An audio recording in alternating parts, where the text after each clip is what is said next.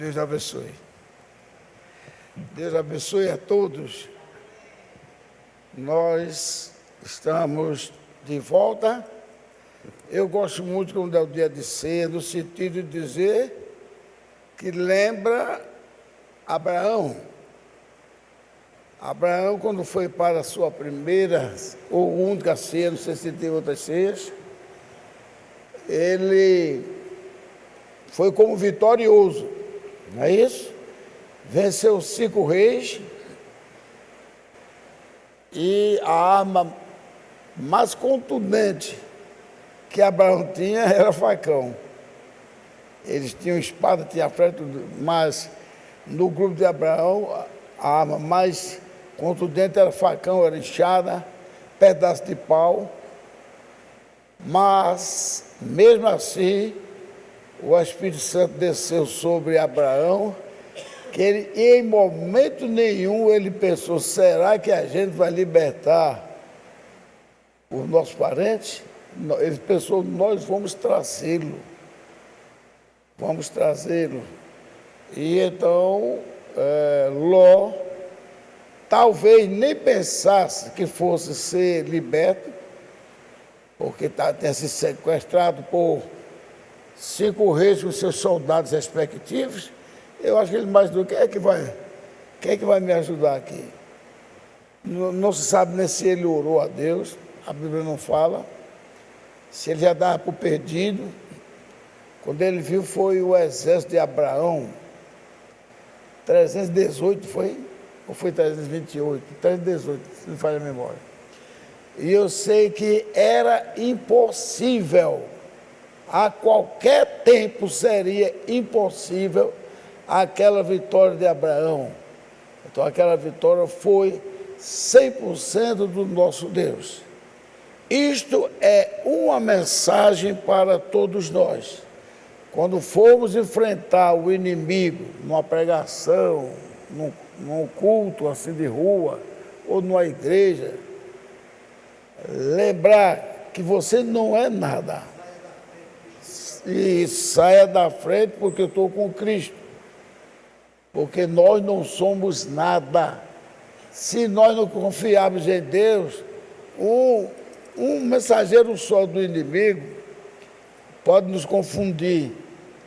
Eu me lembro de uma expressão, eu não sei qual foi o estado, o pastor Santa contou, em que uma pessoa estava endemoniada e foram chamar um homem que ele era muito assim, contrito com Deus, acostumado a fazer orações, visitar, e ele tinha terminado de almoçar. Ele se preparou, foi às pressas, porque a mulher estava debatendo muito, caído no chão, batendo com a cabeça na parede. Aí quando ele foi lá e apresentou Jesus Cristo, aí disse lá para aquela irmã, Jesus Cristo vai te libertar, te curar, e começou a dizer as palavras de poder do nosso Deus. Então Satanás respondeu, disse, sai daí, comedor de macarrão. Ele tinha almoçado e comido um grande prato de macarrão. O demônio pensava que ia amedrontar ele, eu te conheço, né? Aí ele não se envolveu, disse, eu não vim aqui, não foi libertar essa irmã com prato de macarrão. Eu vim aqui expulsar em nome do Senhor Jesus Cristo. Você tem que sair. E ele saiu imediatamente. Se nós temermos, ele nos domina. Só tem uma coisa que parece que a gente está com medo, mas nós estamos obedecendo a Deus, é quando algum mensageiro de Satanás quiser brigar com a gente no meio da rua. Não vá na onda de que você é o tal não, porque Jesus disse que não fizéssemos isso. Porque a nossa luta não é contra a carne ou sangue. Pelo contrário, aquela pessoa, você deve orar por ela e pedir a Deus que tire aquele espírito mal daquela pessoa. A nossa luta não é contra a carne, nem contra o sangue, mas contra as potestades. E nós sabemos que no tempo de Davi, falhou, a espada entrava. Davi fazia o papel do que está escrito sobre ele no Salmo, em vários salmos, principalmente o Salmo 89, se não falha a memória. E o cumprimento de uma profecia que o pai dele mesmo deu. Jacó disse: Jacó será um leão no pescoço dos seus inimigos.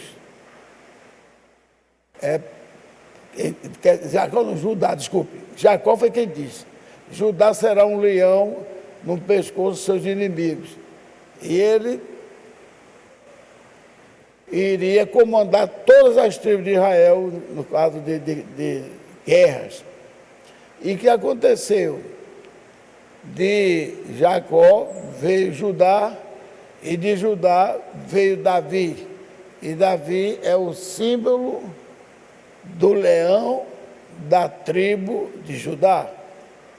Não é isto? Esse tema assim é dado a Jesus Cristo, leão da tribo de Judá, que venceu quando João viu aquilo ali. E o leão da tribo de Judá, que se apresentou e derrotou os seus inimigos. E quando João olhou, não era mais um leão, era um cordeiro. Você vê que coisa tremenda. O cordeiro é o animal mais manso que existe na terra. E mais limpo também. Davi, que era um representante de Cristo, mas nunca foi pai de Jesus, como muita gente estava pensando, mas era representante de Cristo. Ele era tão valente, tão bravo, que derramou muito sangue. A ponto de Deus dizer: você derramou muito sangue, não pode construir uma igreja para mim. Derramou muito sangue.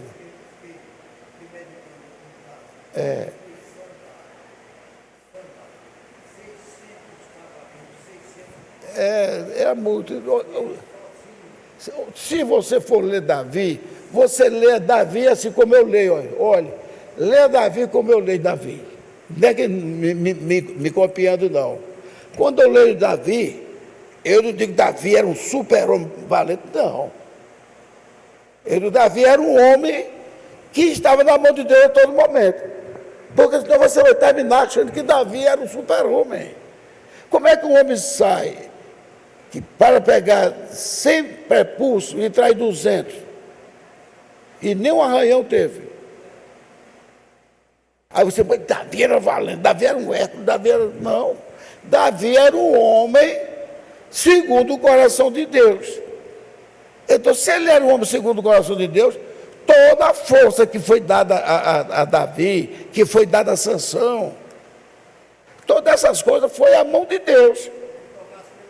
Justo, ele podia fazer o que quisesse, era a mão de Deus nele.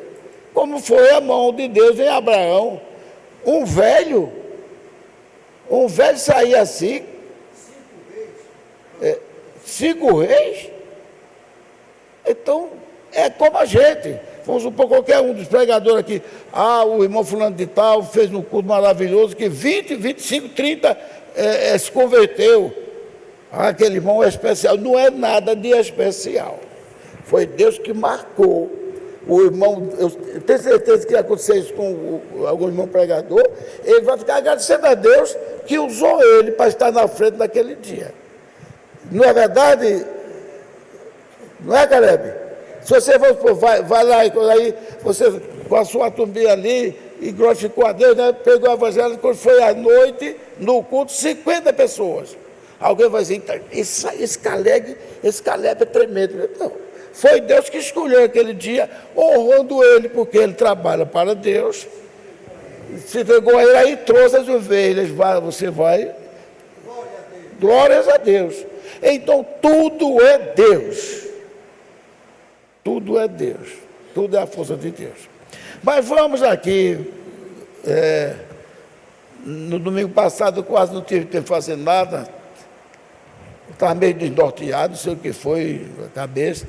Eu estava até errando muitas coisas. Então, gente, eu vou ler um pouco de 1 Coríntios. 1 Coríntios, o capítulo é 2. Eu vou ler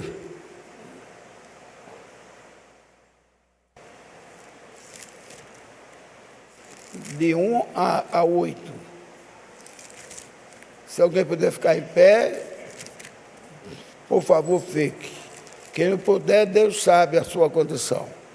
Mas se puder se esforçar, faça isso para glorificar o nome do Senhor. Então, leiamos. E eu, irmãos, quando fui ter convosco, anunciando-vos o testemunho de Deus, não fui com sublimidade de palavras de sabedoria, porque nada me propus saber entre vós, senão a Jesus Cristo e este crucificado.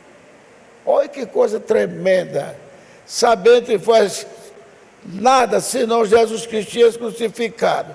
Veja se não parece um paradoxo.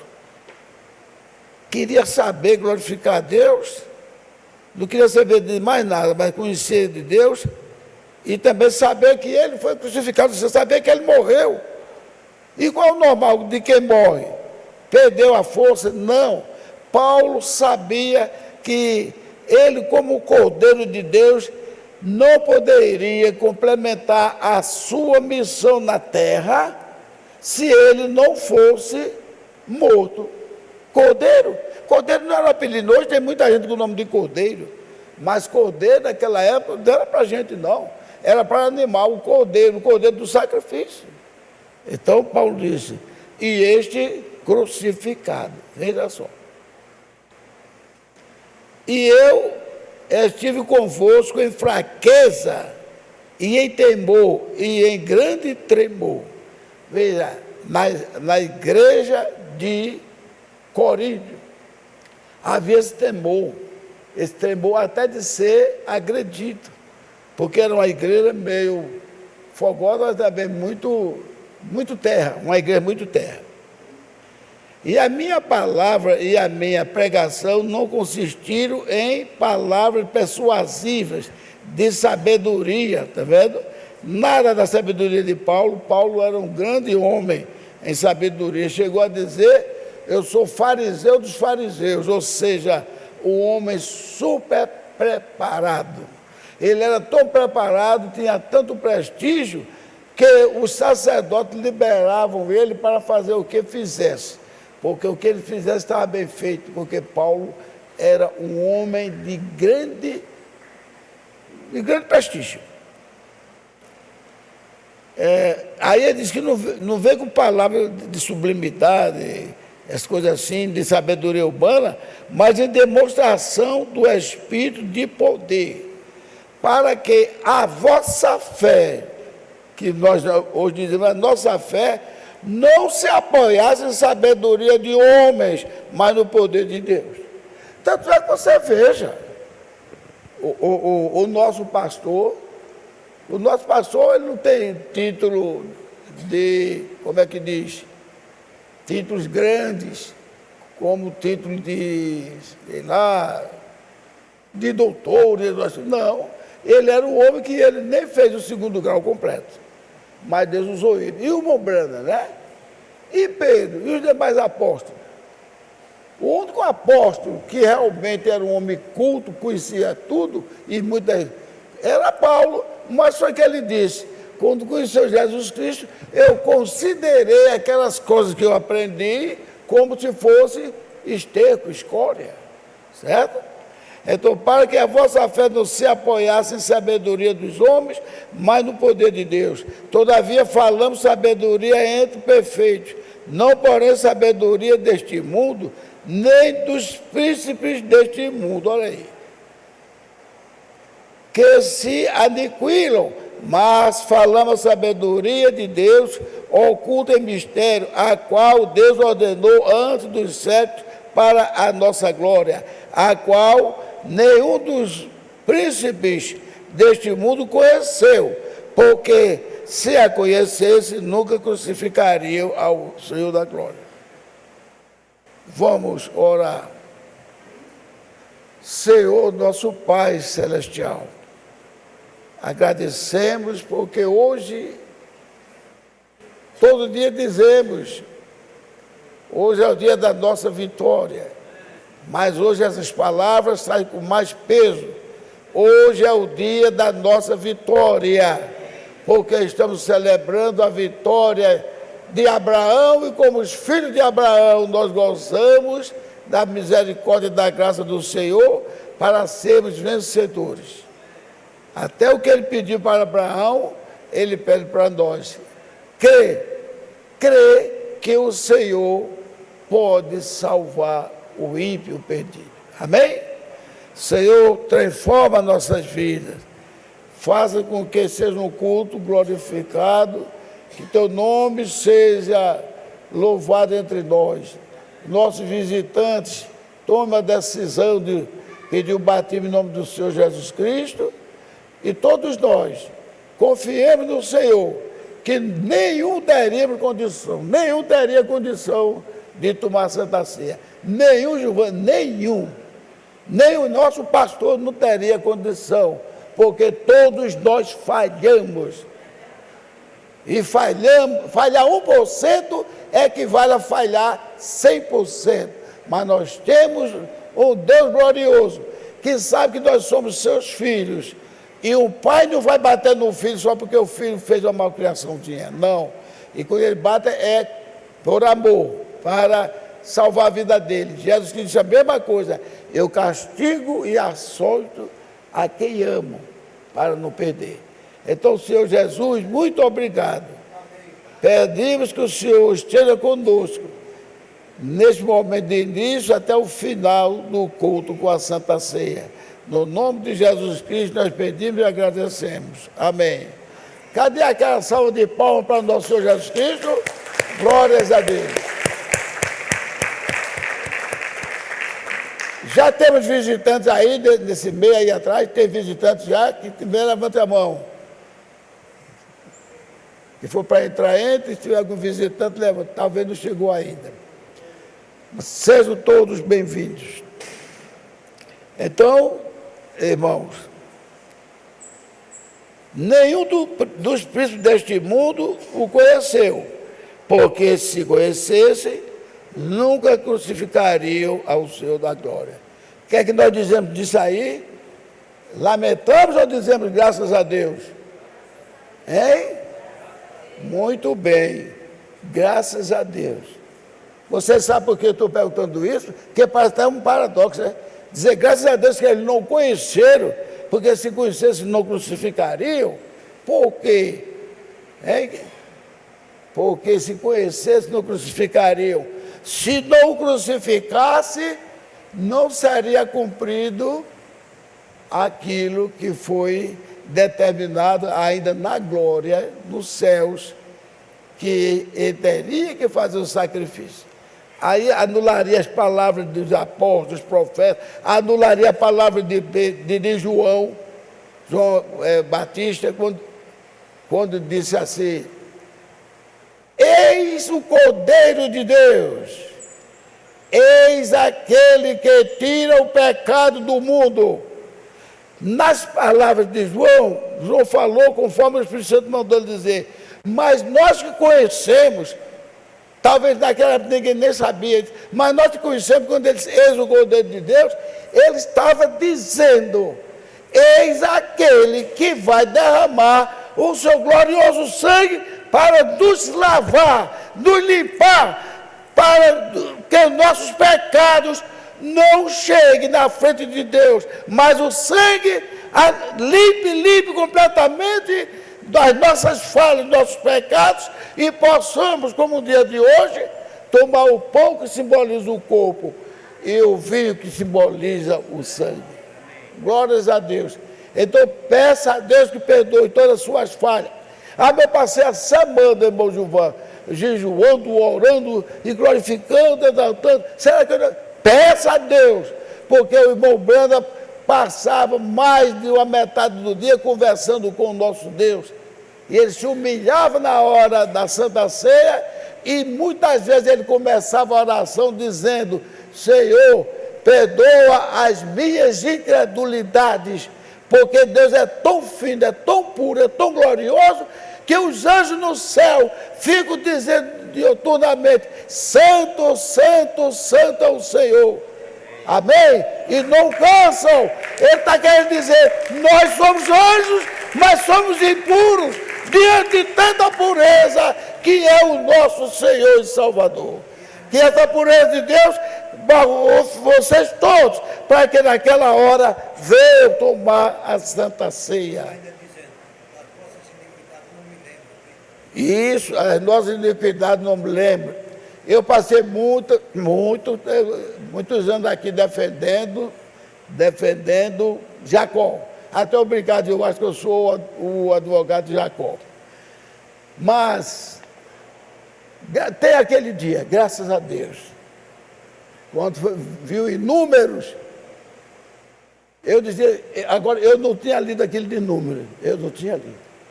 Mas eu, conhecendo um pouco de Deus, eu digo: Deus é um ser puro. Como é que um filho bota o pai para trás, um filho bota o irmão para trás, um filho deseja matar o irmão, e como é que todas essas coisas, e quando Jacó foge, ao invés de levar um puxão de orelha, ganha o maior presente que todos nós ansiamos por ele, o maior presente. Eu te abençoarei onde quer que fores e estarei contigo. Eu digo: não pode Jacó ter pecado, ter falhado diante de Deus, perante seu irmão, e receber um elogio desse. Sim, justamente. Aí quando é em Números, capítulo 25, nem me lembro mais, que diz: Deus não viu nenhum pecado, nenhuma iniquidade de Jacó. E como é que Jacó era só chamado de trapaceiro? Eu conversei, uma vez mandei até para o pastor César. Ele é suplantador, quer dizer que é aquele que ultrapassa o outro numa corrida. Né? Numa corrida, você está correndo e o de trás dá um negócio dele que ele: eu vou morrer aqui, mas vou ganhar essa. E tu ultrapassa, suplantou ele. E eu sei que, graças a Deus, depois eu vi também a mudança de pregação, porque Deus usou um pobre coitado, feito eu, para não desistir. Porque não é de agora, não. Desde ali, desse Caleb dela dali, que eu dizia: eu não vejo o pecado de Jacó quando Deus abençoou ele daquela maneira. Outra coisa, se Jacó significasse ladrão, trapaceiro, desonesto, ia ficar os filhos de Jacó, os bichinhos de Jacó. Só teve uma hora que Deus comparou Jacó com Esaú, no sentido, para que o povo que estava dizendo que Deus não nos ama, aí Deus disse: você diz que eu não vos amo. Não era o vosso pai Jacó?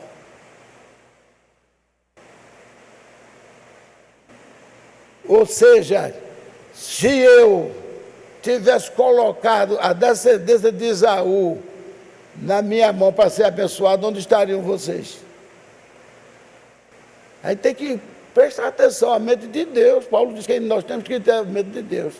Onde estaríamos nós, se não fosse Jacó o escolhido?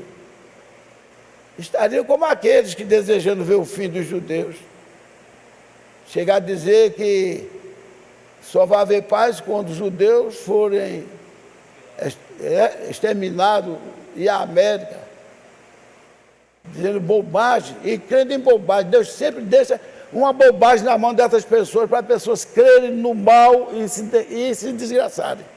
Uma bobagem tão grande. Mate os judeus, esfola os judeus, sei lá, e no dia que você morrer, você tem 6 virgens no paraíso só para você. Que coisa desgraçada. Isso é expressão de quem tem estudo lá, não, tem que morrer, lutar e morrer, porque tem 6 virgens no paraíso para cada homem. Oxente. E lá vai ter negócio carnal, e eles vão para... Que paraíso eles vão agir desse jeito? Quando eu vejo essa expressão, me lembro muito quando Jesus Cristo disse assim, estava fazendo onda com ele, da mulher que casou com 7 irmãos, e no final ela morreu também. E lá, saduceus, que não quer de que ela será esposa? Tudo sorrindo para o outro. Aí Jesus disse, no céu não se casa, nem se dá em casamento, como os anjos, né? Aí disse, mas Deus é Deus de Isaac, de Abraão, Isaac e Jacó. Então Deus é Deus dos vivos e não dos mortos. Que tacada, hein? Fosse hoje na linguagem moderna, dizer assim, que lacrada Jesus Cristo deu neles. Ele é Deus de Abraão, Isaac e Jacó. Logo, ele é Deus dos vivos e não dos mortos. Cada vez que eu vejo essas coisas, eu mergulhava, mas Jesus veio salvar o que havia perdido. Jesus veio para aqueles pobres necessitados de graça e de misericórdia. E por que ele não dava a devida atenção a fariseus e a saduceus, que eram os 2 grupos mais religiosos que existiam no tempo de Jesus? Por quê? Até que eu creio que foi Deus que abriu a minha mente. Eu não vi nenhum pastor dizendo, não estou criticando não. Saduceus e fariseus, eles são filhos, sabe de quem? Daquele que matou Abel. São caimitas. Eles se desenvolveram muito mais no mundo, em tudo, em construção, em armas, em tudo. São os caimitas. Então, se não tem o estigma de ser salvo por Cristo, não adianta fazer o que quiser fazer. Deus não aceita. Porque a Bíblia, quando mostra o sacrifício de Abel e de Caim, a Bíblia não fala que eles pecaram antes, nem arengavam com o outro, nem tinham inveja um do outro. Simplesmente cresceram, por ser mais ou menos 20, 22 anos. Aí o Espírito de Deus chegou o tempo de manifestar-se a eles. Ah, mas eu vi o pastor Sérgio dizendo ontem, e eu gostei muito, tomara que ele não esqueça mais dessa expressão não, o nosso amado pastor César, quando ele disse, Deus nunca ofereceu graça para Satanás. Pelo contrário, ele oferece o resultado que vai o Satanás cair, que é no lago de fogo. Mas antes de ir para o lago de fogo, a palavra de Deus não cai nem um tiro, nem um jota. Vocês concordam com isso? Então, ó. Escutaram isso aqui? É o pé da gente pisando na cabeça de Satanás. Romanos 16, 20. Em breve, o Deus de paz esmagará a cabeça de Satanás debaixo dos vossos pés. Quando ele estiver bem desgraçadamente ferido, então agora você vai tomar um banho no lago de fogo e dali você não sai mais. Então, gente, Se eu fosse falar em várias nações, Deus mandasse falar em várias nações, as mais exigentes, que estivesse dizendo que Deus ofereceu oportunidade a Caim, eu diria, quando tivesse a chance de pregar, dizer, Deus não ofereceu oportunidade a Caim. Como é que Deus ia fazer isso? Que Deus é este? Que Caim era filho do espírito maligno, que era aquele anjo, né, querubim, e que foi realizado o ato pelos nossos pecados, nós estávamos escritos no livro da vida do Senhor, e ele realizou lá o ato, e depois veio para a terra, se fez carne, para cumprir, e depois mostrou, eu me esqueci agora, parece que é Isaías 14, 6 em diante, que diz que ele queria ser o tal, queria ser igual a Deus, andava em pedras afogueadas. Então, diz que ele foi precipitado na terra, e está lá em Jeremias, 28 e diante. São 2 ou 3 capítulos que falam sobre ele. Quando ele foi precipitado na terra, sabe onde ele caiu? Quem imagina? No Éden. Jacó diz também, negócio o príncipe de Tiro, que proibido, isso aí é uma parábola. No Éden, só houve 2 humanos, Adão e Eva. Porque quando pecaram, foram expulsos. E o outro ser vivente que estava lá, como tinha muitos animais, o animal que mais se aproximava do homem era a serpente. Ao diabo se apossou. O diabo sabia que os cromossomos dele, que a genética dele iria dar certo com o da mulher. Por quê? Mas você está dizendo uma coisa, digo, porque nós ouvimos falar aqui, pelos pregadores, pastor César, a inteligência de Daniel. E quem deu esse selo de mais sabido que Daniel? Quem foi que deu? Quem foi que deu? Foi Deus. A quem? Tu és mais sabido do que Daniel. E não teve ninguém mais sabido que Daniel. Tu és mais sabido que Daniel. E disse mais assim, e nada, ó Deus dizendo isso, nada pode ser escondido dele. Os que ele sabia de tudo. Então esse negócio de dizer, não, Jesus nem sabia, o Satanás nem sabia quem era Jesus. Isto é uma narrativa sem ter nexo. Como é que ele foi derrotado lá no céu por Deus e aqui na terra não sabia? Como é que ele foi aperrear Jesus? Quando Jesus saiu do batismo, que foi passar 40 dias e 40 noites. Como é que ele disse, homem, tu estás com fome? Como é que ele sabia que Jesus estava com fome?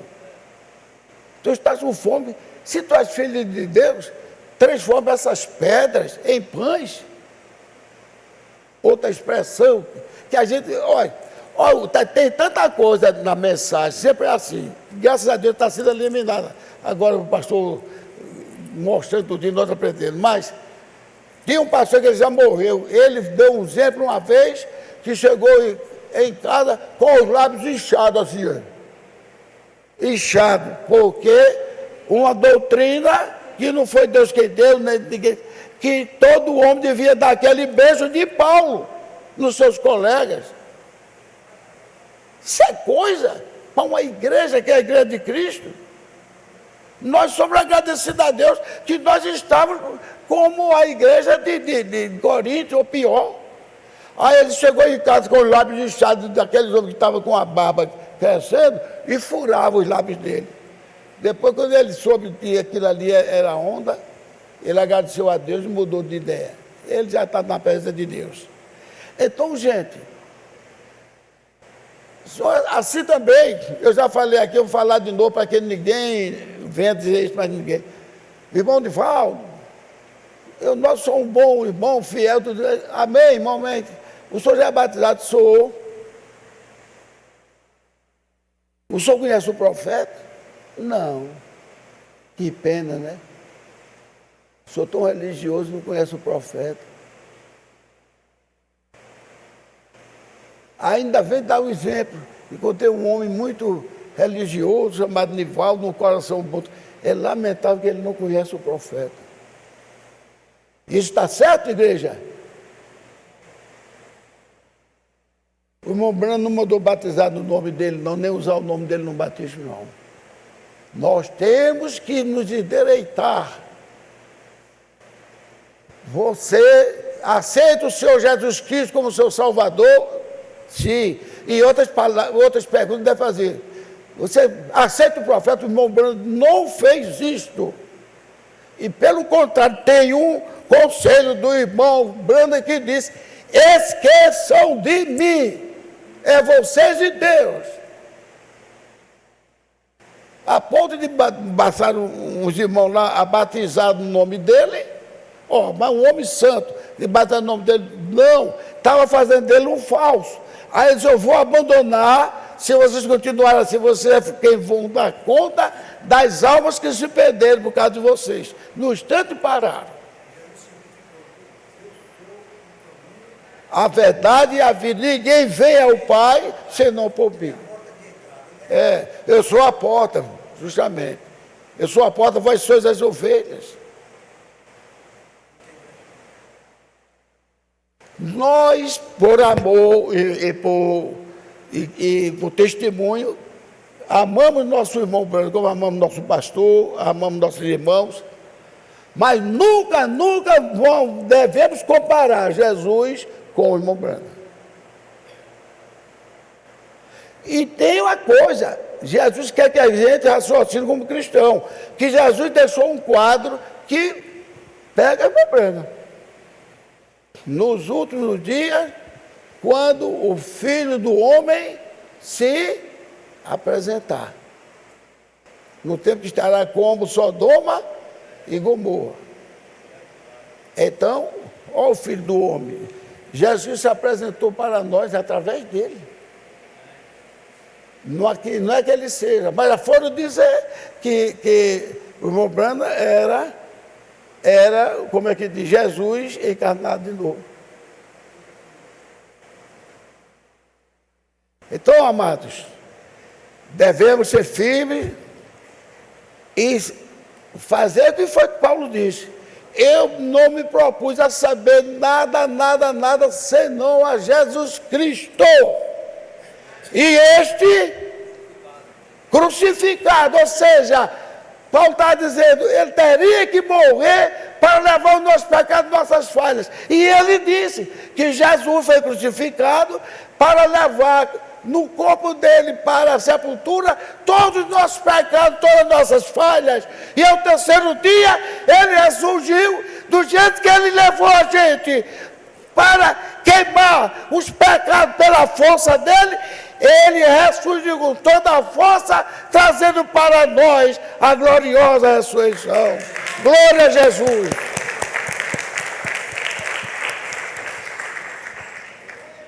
Então, como não adorar um glorioso Deus do Senhor Jesus Cristo?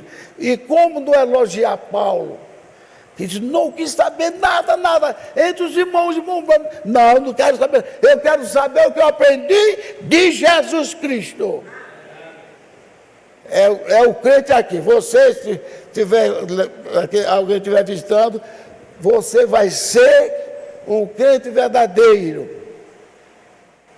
Não para acusar ninguém. Não para fazer coisas que vá magoar o irmão.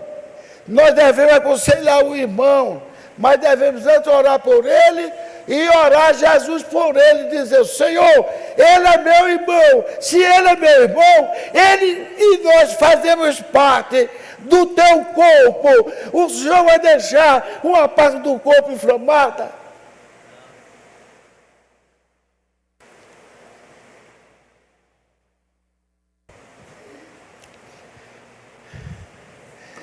É isso, irmão.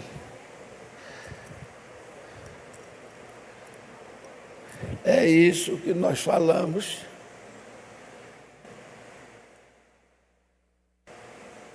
Porque a igreja de Coríntios,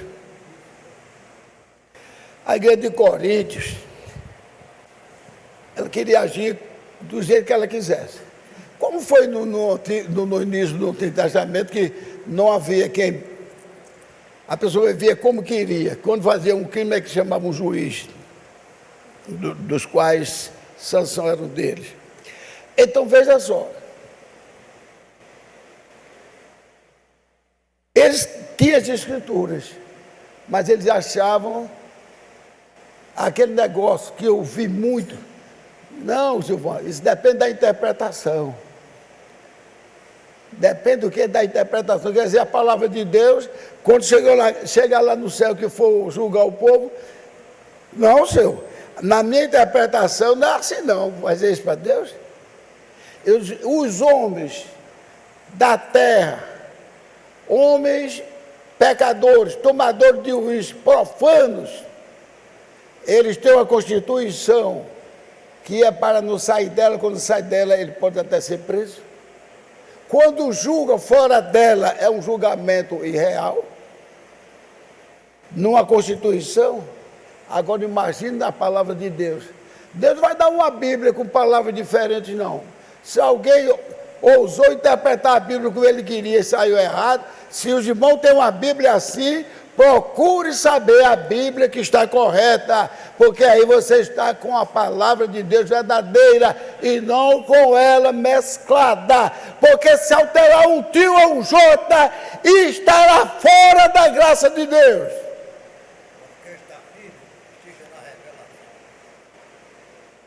Então, quantas interpretações diferentes tem para Zacarias 14, 6 a 9? Que até eu fiquei impressionado. Quando eu ia escolher uma Bíblia, eu ia logo ler aquilo ali. É uma época de muito gelo, uma época que de muito gelo. Que gelo? O que é que gelo representa? Fala em eras negras. Não é falta de luz, não. É falta da luz do Espírito Santo, né, da lâmpada, não. Então, se algum irmão tiver uma Bíblia que ainda diga isso, porque naquele tempo, muita escuridão, muito gelo, aquilo ali foi interpretação malévola. Como a gente vê as interpretações dessas pessoas religiosas que querem ser as tais. Então, nós devemos ler Coríntios e outros livros mais, para saber que aquelas bobagens que ele estava lá, nós não temos razão nenhuma não, numa época dessas. Temos que ver a palavra como ela é. Outra coisa, dizia, a mulher esteja calada na igreja. Se ela quiser aprender alguma coisa, interrogue em casa os seus próprios maridos, porque é indecente que a mulher pregue. Aí depois mais adiante, e isso que eu estou vos dizendo, isso são mandamentos do Senhor. Mas quem quiser, eu acho que ele fez assim com a mão também, que hoje quem quiser ignorar, que ignore. Mas o que eu estou trazendo para vocês são mandamentos do Senhor. Amém? Aí o pastor Sérgio encontrou uma mulher e disse: é o senhor pastor que mete o pau na mulher, que a mulher pensa assim. O pastor Sérgio disse: não é o senhor, está negando, é? Não é o que digo. Quem diz isso é Paulo. E Paulo diz porque Cristo mandou ele dizer. Pois Cristo mandou eu pregar. Aí o pastor César respondeu: bem, todos nós devemos fazer isso. Então a senhora está perdida, você vai perder. Não. Se Jesus mandou a senhora pregar, então pregue. Agora, Jesus diz que não muda a palavra dele, mas se ele mandou a senhora pregar, pregue. Isso aí entre a senhora e Deus. E é assim que nós devemos fazer. Isso é mais fácil, deixar brasa na cabeça da pessoa. O que foi que ele disse? Se Jesus mandou, aí ela vai querer saber, foi Jesus mesmo que mandou? Aí ela for ler a Bíblia, ela vai ver que Deus lhe mandou. O 1 Timóteo, capítulo 2, a partir do versículo 10, diz que a mulher é proibido pregar e ensinar. Aí de mais uma coisa assim que Paulo adianta, porque não foi Adão quem pecou. Não foi Adão quem transgrediu. Quem transgrediu foi a mulher. Ah, é machismo? Machismo não. Machismo não, porque Pedro mais adiante diz, 1 Pedro, capítulo 3, versículo 1. Pedro diz que a mulher crente que for casada com um homem incrédulo, desses homens que gostam de esculhambar a igreja e de tratar tudinho, ela não responde a ele e nem prega o evangelho para ele, porque não é permitido que ela está tendo autoridade sobre o marido.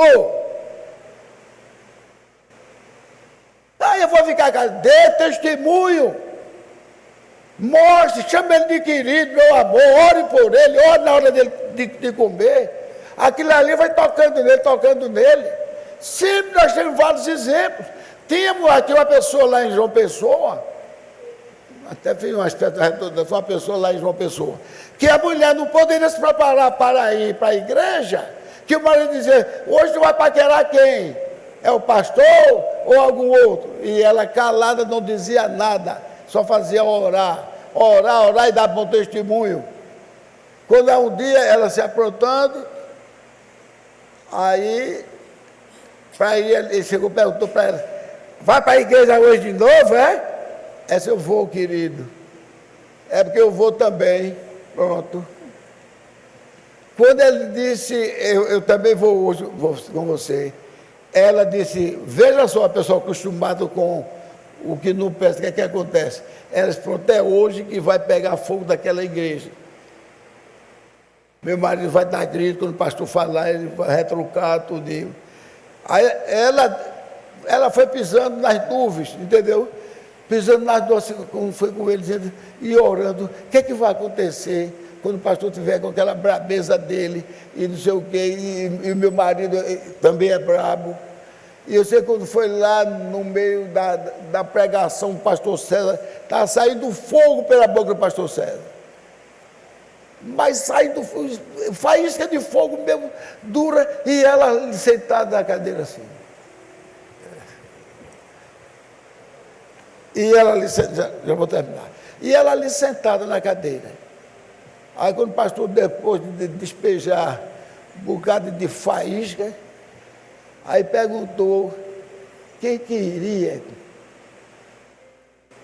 pedir perdão a Deus pelos seus pecados e aceitar a salvação e ser batizado. Sabe quem foi o primeiro que levantou? O exemplo que Pedro diz, a mulher ganha pelo seu porte. Eu não permito que a mulher use autoridade sobre o marido. Eu vou fazer uma coisa que parece ser bobinha, mas um pastor falou e eu creio nele. Esse negócio de a mulher dizer, você está muito relaxado, deixando a toalha em cima da cama, deixando o sapato no meio da sala. Isto não é maneira de mulher dizer para o marido. Diga, querido, olha, não esqueça que não. Chega uma visita, aí isso vai me entrando. Agora, relaxado, um homem relaxado, joga tudo para fora, não ache graça não. Você, marido, não arengue, mas não ache graça não. Mas faça a mulher saber, você não está agindo com o devido respeito. Teve uma mulher, o pastor César contou, que vivia bem, ela e o marido. Era uma empregada doméstica, sem querer dar demeta, nenhuma empregada doméstica, nem garim, nem nada, ela era uma empregada doméstica. Mas era uma crente fiel a Deus, e o cara se apaixonou, tinha condições, não iria casar com uma mulher rica. Quem procura mulher rica são os ricos. O que é um verdadeiro cristão procura a mulher que tem caráter de cristão. E não a mulher que é rica igual a ele para que aumente. Não, isso não é certo diante de Deus. Eu sei que um dia o marido chegou debaixo de chuva, abriu a garagem e entrou com o carro. E veio trazendo um amigo, se era pastor, não sei quem era. Ei, tira o seu carro da minha garagem, que ele está sujando a garagem todo dia que eu limpei. Tá vendo? E esquece. Mais tarde está na igreja, Senhor, o Senhor tem misericórdia, o Senhor me abençoa. Nunca é demais dizer isso. Mas Deus também pode dizer, faça também sua parte. Eu disse isso. E ela era uma pessoa acostumada a fazer limpeza nas casas. Mas disse isso. Tire seu carro sujo de lama da garagem da minha casa. Quando a casa, quem fez a casa para ela foi o marido. Então essas coisas, irmãos, que faz se a gente não consertar isso, faz parecer com a igreja de Corinto. E tem muitas outras coisas. Mulheres cortando o cabelo. E Paulo teve um grande sacrifício. E uma das coisas que pode passar, mas outras não, é aqui em 1 Coríntios, que nós vamos ver mais tarde. 1 Coríntios é da Santa Ceia.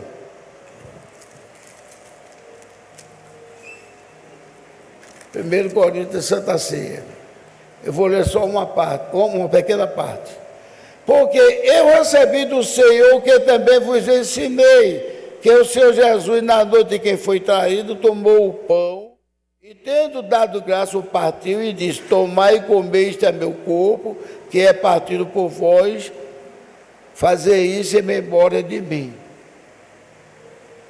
Nós não podemos ir tomar Santa Ceia como fosse receber um saquinho de pipoca ali, ou um presentinho ali, não.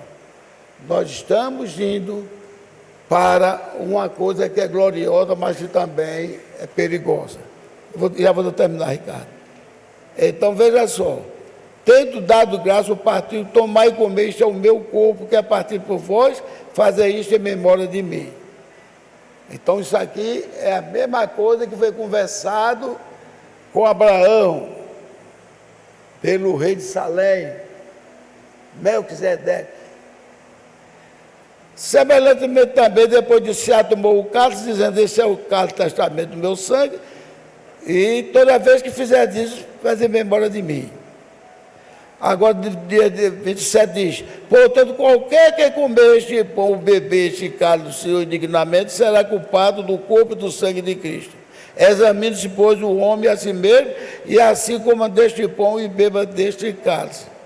Porque o que come e bebe indignamente, come e bebe para a sua própria morte, não discernindo o corpo do Senhor. Então ele podia perguntar, então eu não tenho condições. Podia ou não podia? Podia dizer, eu não tenho condições. Mas o que é que ele diz? Manda Paulo dizer, examine-se no 28, examine-se, pois, o homem a si mesmo e assim coma deste pão e beba deste cálice. O que é aquele que eu estou dizendo, você passou a semana toda orando, jejuando, glorificando, cantando, eu estou pronto para ir para a ceia? Não, você está pronto para dizer, Senhor, muito obrigado por tua graça, por tua misericórdia. Muito obrigado porque o Senhor me orientou e muito obrigado porque o Senhor vai conceder que eu e os meus irmãos aqui, todos possamos tomar da Santa Ceia. Nós sabemos que não temos condições, mas pedimos a Tua graça e a Tua misericórdia para que possamos fazer parte da ceia e os nossos pecados serem todos perdoados. Amém? É assim que o Senhor Jesus Cristo quer. Que passemos, porque eu digo a você de novo, ninguém, nem o próprio pastor teria condição de tomar sem fazer oração. Porque a própria Bíblia diz que o sacerdote, quando for interceder por todos os seus abençoados, ele peça a Deus misericórdia primeiro para ele mesmo. E o nosso pastor, graças a Deus, ele é espiritual, ele sabe disso. Então, amados, vamos agir conforme manda a Bíblia. Talvez, vou chamar um termozinho, a pior igreja. Deus mandou o melhor profeta para ela. Na pior igreja, resultado. E Deus, quando faz uma coisa, sai tudo bem feito. Até aquelas pessoas comiam muito em casa, porque achavam passar uma horinha no culto, ia dar fome. Aí Paulo disse, que se você não vem aqui para comer demasiadamente, não, coma em casa e venha fazer parte da ceia aqui. Então que Deus nos abençoe, que Deus nos abençoe a todos, e que estejamos todos com nossos corações compungidos pelo Senhor Jesus Cristo, saber que Ele abriu os braços, aqui está meu corpo, e aqui está meu sangue, jorrando para vocês, porque o sacrifício foi feito lá na glória, e repetido aqui na terra. Que Deus nos abençoe, amados irmãos. Vem cear, o mestre chama, vem cear. Amém.